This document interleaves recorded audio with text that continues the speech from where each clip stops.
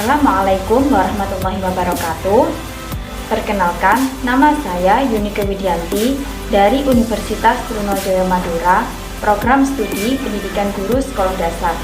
Di sini saya akan memaparkan materi mengenai ilmu tajwid. Video ini saya buat untuk memenuhi tugas akhir Tafahud Fiddin 2021. Langsung saja kita mulai materinya. Berbicara mengenai ilmu tajwid adalah ilmu yang mempelajari tentang tata cara membunyikan atau mengucapkan huruf-huruf Al-Quran dengan baik dan benar. Mengapa kita harus mempelajari ilmu tajwid? Yaitu untuk memperbagus kualitas bacaan kita terhadap Al-Quran. Mengapa harus diperbagus kualitasnya? Karena Al-Quran merupakan mukjizat Allah SWT dan melakukannya atau membacanya merupakan sebuah ibadah. Sehingga kita harus memperbaiki bacaan kita agar bacaan tersebut menjadi lebih sempurna. Allah SWT memerintahkan kepada kita untuk memperbaiki bacaan Al-Quran menjadi lebih baik melalui surat Al-Muzammil. Ilmu tajwid mengenai nun sukun dan tanwin ini dibagi menjadi 4. Yang pertama ada idhar hakiki, yang kedua ada idgham, yang ketiga ada ikhfa, dan yang terakhir ada iqlab. Yang pertama hukum bacaan idhar hakiki, yaitu apabila ada nun sukun atau tanwin bertemu dengan salah satu huruf idhar, maka harus dibaca dengan jelas. Adapun huruf idhar ada 6, yaitu hamzah, ha, ain, ghain, ha, dan kha. Cara membaca bacaan idhar adalah dengan semua huruf-huruf idhar hakiki ini dikeluarkan dari tenggorokan dan dibaca dengan jelas dan terang. Contoh bacaan idhar hakiki seperti di bawah ini. Pada nomor 1 terdapat bacaan dengan nun sukun bertemu dengan ha, maka harus dibaca jelas. Min haitsu. Yang kedua, bacaan nun sukun bertemu dengan kha harus dibaca dengan jelas, yaitu min khosyah. Yang ketiga, nun sukun bertemu dengan ain harus dibaca dengan jelas juga, yaitu min aina bin.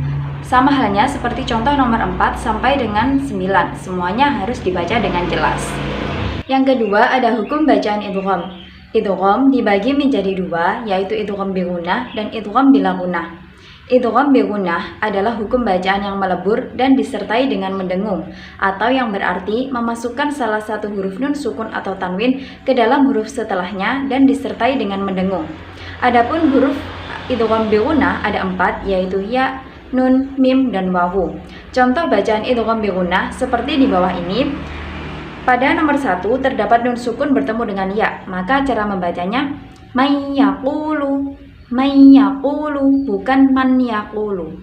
Kemudian yang nomor 2 nun sukun bertemu dengan nun, maka dibaca min ni'matin.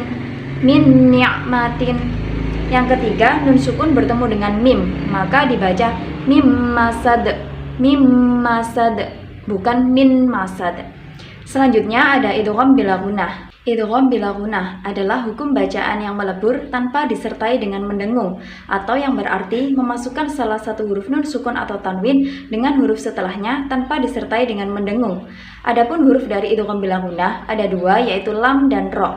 Contoh dari bacaan idgham bila gunnah seperti di bawah ini, yaitu pada nomor 1 terdapat nun sukun bertemu dengan lam, maka cara membacanya min ladunka. Kemudian yang kedua ada nun sukun bertemu dengan ro, maka cara membacanya mir rabbihim. Yang ketiga ada hukum bacaan ikhfa, yaitu apabila ada nun sukun atau tanwin bertemu dengan salah satu huruf ikhfa, maka cara membacanya yaitu samar-samar. Ikhfa dibagi menjadi 3 macam, yaitu ada ikhfa kubro, ikhfa sugro, dan ikhfa wusto. Huruf ikhfa kubro ada 3, yaitu ta, dal, dan to. Sedangkan ikhfa sugro hurufnya ada 2, yaitu qaf dan kaf. Kemudian ikhfa wusto hurufnya ada 10, yaitu tha, jim, za, sin, shin, shod, dot, dho, dal, dan fa. Contoh dari hukum bacaan ikhfa seperti di bawah ini. Pada nomor 1 ada nun sukun bertemu dengan qaf, maka cara membacanya wala in qutiltu, bukan wala in qutiltu, tetapi wala in qutiltu. Kemudian yang nomor 2 ada nun sukun bertemu dengan ta. Maka cara membacanya falan tamlika, bukan falan tamlika, tetapi falan tamlika. Dan yang nomor 3 ada nun sukun bertemu dengan dal. Maka cara membacanya mil dahabin, bukan min dahabin, tetapi mil dahabin. Yang keempat ada hukum bacaan iklab atau memasukkan. Hukum bacaan iklab yaitu apabila ada nun sukun atau tanwin bertemu dengan huruf iklab, maka cara membacanya seakan-akan membaca huruf mim. Adapun huruf iklab sendiri cuma ada satu, yaitu huruf ba. Contoh bacaan yang mengandung hukum iklab seperti di bawah ini.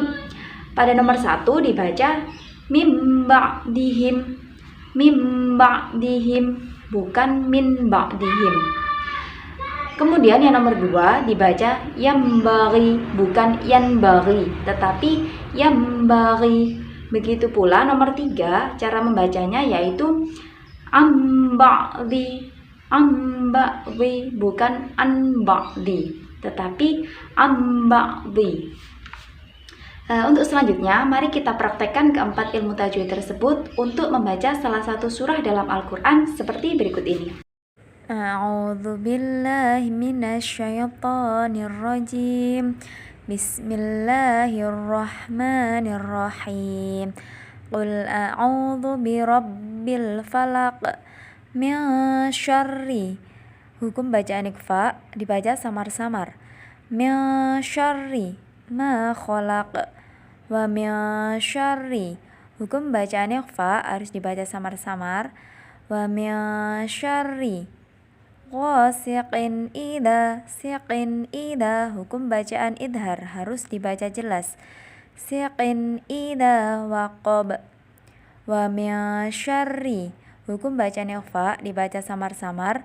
Wa min syarrin naffatsati fil 'uqad. Wa min syarri. Hukum bacaan ikhfa dibaca samar-samar. Wa min syarri hasidin idza, sidin idza. Hukum bacaan idhar dibaca jelas.